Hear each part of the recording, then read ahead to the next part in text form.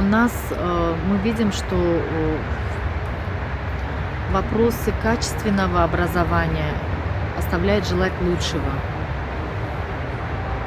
И один из моментов развития жестовых языков — это тоже важность умения хорошего уровня жестового языка среди преподавателей, которые преподают в школах.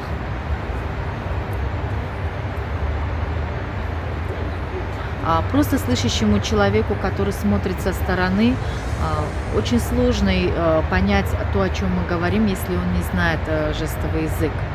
Но если среди его родных, среди его друзей или, может быть, родственники имеют, да, круг общения, которые тоже являются носителями жестового языка, возможно, они могут понять какие-то определенные жесты.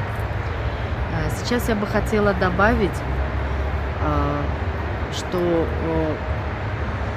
каждое последнее воскресенье сентября каждого года является днем Международного дня глухих и жестового языка.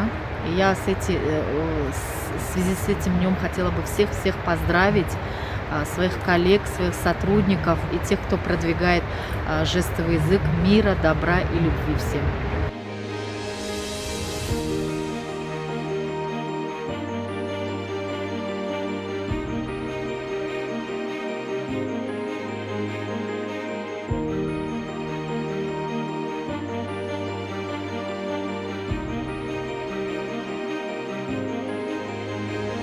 А переводчики все-таки, они готовятся в специальных институтах. Да? Есть у нас в Таджикистане институты языков, и переводчики жестового языка на сегодняшний день должны готовиться наравне с переводчиками русского, английского, таджикского, китайского и любых других иностранных языков, потому что та база, которая дается, имея правила такие, как синхронный, последовательный перевод, они должны все-таки сопровождаться серьезными и правилами, ответственностью.